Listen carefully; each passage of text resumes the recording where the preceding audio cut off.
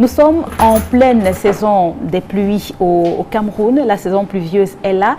Et très souvent au Cameroun, elle rime avec inondations, éboulement de terrain et ces derniers jours, effondrement d'immeubles avec parfois même des morts.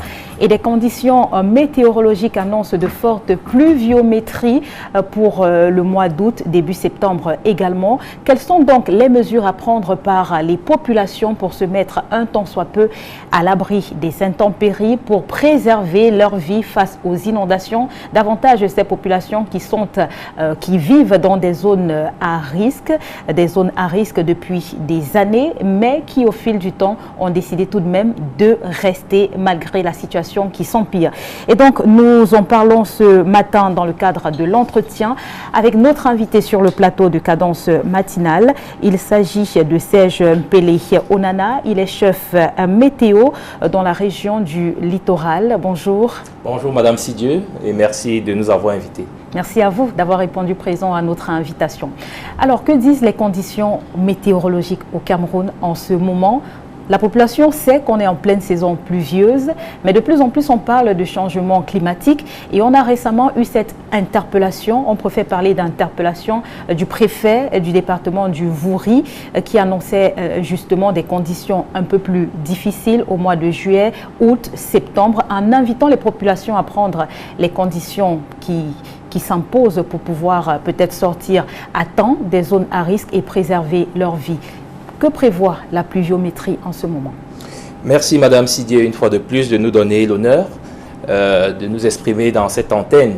Nous devons d'emblée préciser que le ministre des Transports, son excellent Jean-Ernest Massé Nangalé-Bibert, insiste sur l'impératif de faire, mais surtout de faire connaître nos activités. C'est dans ce sens que nous avons émis, conformément aux directives du ministre des Transports, une alerte au mois de juin, en début juin dernier, relativement au mois à venir. Et d'ailleurs, c'est sur cette base que le préfet du Vouri a renseigné la note dont vous venez de faire part, invitant les populations à redoubler de vigilance face aux fortes pluies annoncées. Et vous avez constaté comme nous qu'au cours du mois de juillet qui s'achève, nous avons eu d'énormes précipitations, si je m'en tiens simplement à la précipitation du 22 juillet 2023, où nous avons enregistré pratiquement une quantité d'eau de 50 mm, c'est énorme. Et le mois d'août qui débute est un mois davantage redoutable sur le plan de l'histoire du climat de notre ville et de notre région littorale, parce que c'est le mois le plus pluvieux, où des averses et une pluviométrie encore plus intense est attendue. Cela va se poursuivre dans les mois de septembre et d'octobre, où justement les risques importants, comme vous l'avez dit, de catastrophes naturelles sont à redouter. Voilà pourquoi nous insistons dans nos différentes plateformes digitales, parce qu'il faut dire, Madame Sidieu, que pour toucher du bout du doigt la météo aujourd'hui, ce n'est pas compliqué. Il suffit d'aller sur le site de la direction de la météorologie nationale du ministère des Transports à l'adresse www.meteocameroun.gov.cm, où vous pouvez en temps réel avoir accès aux prévisions que nous élaborons. Et cela est valable pour les populations, certes, mais davantage pour les autorités également, qui ont la responsabilité de protéger les personnes et les biens. Ce que les populations ne savent peut-être pas, c'est que cela relève du domaine du ministère des Transports. Tout à fait. Et effectivement, avec le retour des pluies, c'est donc le retour des cauchemars également pour les populations de la ville de Douala. Est-ce que votre rôle, c'est juste d'alerter, d'interpeller, ou alors il y a autre chose à faire? Parce que les populations attendent un peu plus tout de même. C'est bien beau de leur demander de partir ou alors d'être vigilantes, mais la suite c'est quoi? Oui, il faut déjà comprendre que nous sommes un service d'information, c'est-à-dire que nous agissons davantage dans la prévention. C'est un peu comme un système d'alarme, Madame Sidier, que vous installez dans votre maison pour prévenir le danger. Alors, imaginez-vous que dans la nuit, le système vous renseigne qu'il y a danger et commence donc à réagir et que vous n'agissez pas. Vous comprenez que vous allez subir des dangers ou alors vous allez être victime du danger qui vient. Donc, c'est la même chose avec les services de la météorologie. Nous renseignons, nous alertons, nous disons attention, voilà ce que prévoit le temps. Prenez des dispositions conséquentes. Nous prenons également le temps de renseigner d'autres secteurs d'activité pour s'adapter à ce contexte. Les agriculteurs, par exemple, nous leur disons, voilà, attention, les pluies qui arrivent seront de nature, si vous ne prenez pas des dispositions, à détruire vos cultures, parce qu'il y a des vents violents qu'accompagnent ces pluies-là. Nous renseignons même dans le domaine de l'élevage, dans le domaine des transports, bien entendu, où, comme vous le savez, il y a une attitude au volant en situation d'intempérie, parce que le risque d'accident est élevé. On va revenir justement sur le volet transport en saison pluvieuse. Mais on aimerait savoir, concernant les conditions météorologiques, est-ce qu'il y a des zones précises où les pluies sont un peu plus fortes? Des zones qui sont peut-être classées zone orange, vous avez les termes techniques. Est-ce qu'il y en a? Est-ce que vous pouvez communiquer cela aux populations ce matin? Très bonne préoccupation, Madame Sidier. Nous avons dans la ville de Douala, il faut d'abord dire que c'est une ville hydrographique intense. Nous avons dans la ville de Douala 9 bassins hydrographiques, avec le plus important et le plus exposé, le bassin du Tongo-Bassa, qui justement en période de forte pluie, comme c'est le cas actuellement, est une zone très dangereuse, surtout pour les populations qui s'y installent. Parce qu'il faut préciser que dans les grands cours d'eau de la ville de Douala, comme le Tongo-Bassa que j'ai cité, le bassin versant du Banya, du Bobongo, au niveau de l'entrée de la ville, du Ngoa, du Bonaberi, n'est-ce pas? Vous savez que des quartiers comme Makepe Misoke, Mabanda, n'est-ce pas, sont à proximité de ces cours d'eau et sont exposés au risque de débordement, surtout qu'il séjourne et prospère également des occupations anarchiques. Alors, donc, dans ces zones-là, nous disons qu'il y a danger. Il faudrait que les populations déguerpissent, peut-être même si ce n'est que pour le temps de cette période dangereuse, de ces zones-là, pour que nous n'allions pas vers le pire. Parce qu'une vie de perdu est une vie de trop. Et la vie n'a pas de prix, Madame Sidier. Donc finalement, si on veut bien comprendre, Douala, c'est pratiquement tous les arrondissements qui sont concernés. Hein. Absolument, oui. Parce que vous voyez que sur tous les bassins versants, il y en a 9. J'ai cité les plus importants, le Tongo-Bassa, Bonaberi, Bobongor, le Banya et une bonne partie également du Ngoa. Ce sont des zones où justement en période de forte pluie, le risque de se faire amener par les eaux, surtout lorsqu'on est implanté dans les bas-fonds, dans des zones accidentées, n'est-ce pas, et dans des mangroves, justement, où ce sont des zones destinées à la rétention de l'eau. Alors quand vous allez occuper ces zones-là, vous vous placez donc sur la voie de l'eau et vous vous exposez systématiquement.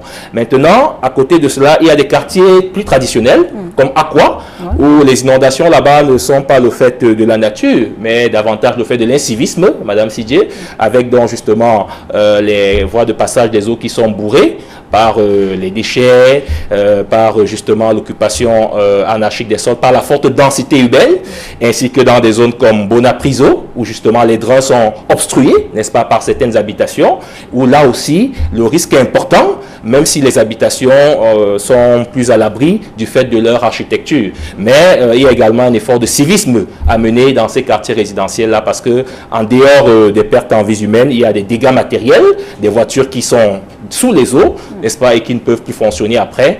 C'est tout à fait dommage. Donc nous pensons que l'alerte de la direction de la météorologie nationale est de plus en plus écoutée par les décideurs. C'est la bonne nouvelle qui nous enchante, parce que à côté du préfet du Vouri, il faut dire que Madame le ministre de l'Urbanisme et de l'Habitat et de l'Urbanisme, a commis tout récemment également un communiqué visant à mettre en garde les populations face aux prévisions météorologiques qui annoncent de fortes pluies avec des vents très violents, des orages, et à appeler donc au civisme des populations, à la responsabilité des communautés urbaines et des mairies d'arrondissement qui, dans le processus de décentralisation engagé, sont plus que jamais responsables de leur population et doivent garantir des mesures d'assainissement en termes de curage des drains, en termes, n'est-ce pas, d'éducation et de sensibilisation des populations pour que les prochaines semaines soient des semaines plutôt gaies et non des semaines de deuil. Et maintenant, on va revenir sur ce qui concerne le ministère des Transports. Prendre la route en pleine saison pluvieuse. On sait déjà que les routes ne sont pas en bon état. Le réseau routier est défectueux pratiquement sur l'ensemble du territoire national. Quelles précautions prendre au volant en cette période de forte pluviométrie? Très bonne question. Je dois vous préciser déjà que nos équipes, conformément aux directives du ministre des Transports du 29 mai 2023, dans le cadre de la campagne de renforcement des mesures de sécurité et de prévention routière sur l'ensemble du territoire national, nous sommes à pied d'œuvre au niveau des agences de voyage pour sensibiliser au maximum les promoteurs de transport interurbain, de voyage, sur l'urgence en cette période de forte mobilité, mais aussi de forte pluie, d'être plus que jamais responsables. Cela suppose quoi? Il faut que les conducteurs respectent les consignes météorologiques qui sont données par nos services, parce que, comme je l'ai dit, quand il pleut énormément, c'est l'occasion de réduire davantage la vitesse, de s'assurer du bon fonctionnement de ces essuie-glaces, d'adapter sa conduite à l'infrastructure, parce que lorsque l'infrastructure a des insuffisances, on conduit en conséquence. Voilà, il faut adapter la conduite, n'est-ce pas, à cette situation pluvieuse, parce que pendant cette situation, justement, la chaussée est glissante, n'est-ce pas, avec donc des risques importants, justement, de catastrophes lorsque vous avez des mauvais dépassements ou une vitesse très importante, ainsi que justement la conformité du matériel, c'est-à-dire, comme je l'ai dit, les essuie-glaces, se rassurer que tout fonctionne bien, l'état des pneus, et ainsi de suite. Et surtout, nous profitons de votre espace pour dire aux voyageurs qui sont également responsables de leur sort sur la route. Ça veut dire quoi? Ils ont la possibilité de dénoncer lorsqu'il y a des dérives au volant du chauffeur, parce qu'il paye le transport pour arriver à bon port, n'est-ce pas? Le promoteur a l'obligation contractuelle de les amener à bon port, donc ils peuvent dénoncer, n'est-ce pas, auprès de nos services compétents, des égarements ou des attitudes déviantes des chauffeurs pendant le trajet pour eux-mêmes préserver leur vie. Donc c'est donc l'alerte maximale, on peut le dire, en saison pluvieuse. Les précautions doivent être prises par tout le monde finalement. Votre mot de fin? Absolument, et même les personnels qui voyagent en privé, ils ont le devoir de faire contrôler leur véhicule, n'est-ce pas, avant de prendre la route, et surtout de faire preuve de responsabilité au volant, parce que la mort n'a pas d'amis. Notre dernier mot, pour finir, Madame Sidieu, c'est que nous sommes prêts avec justement tous les autres organes de presse à vulgariser au maximum ces prévisions météorologiques au-delà de nos plateformes digitales. Nous voulons que les prévisions météorologiques soient accessibles au plus grand nombre parce que, comme vous le savez, prévenir vaut mieux que guérir. Et l'arme la plus importante aujourd'hui pour faire face, n'est-ce pas, aux catastrophes naturelles et aux variations climatiques, c'est d'avoir l'information et surtout l'information à temps, parce que celui qui a l'information a le pouvoir d'agir, mais surtout le pouvoir de vivre. D'accord. Merci en tout cas, M. Pelé, d'avoir accepté notre invitation ce matin. Je vous en prie, Madame Sidié.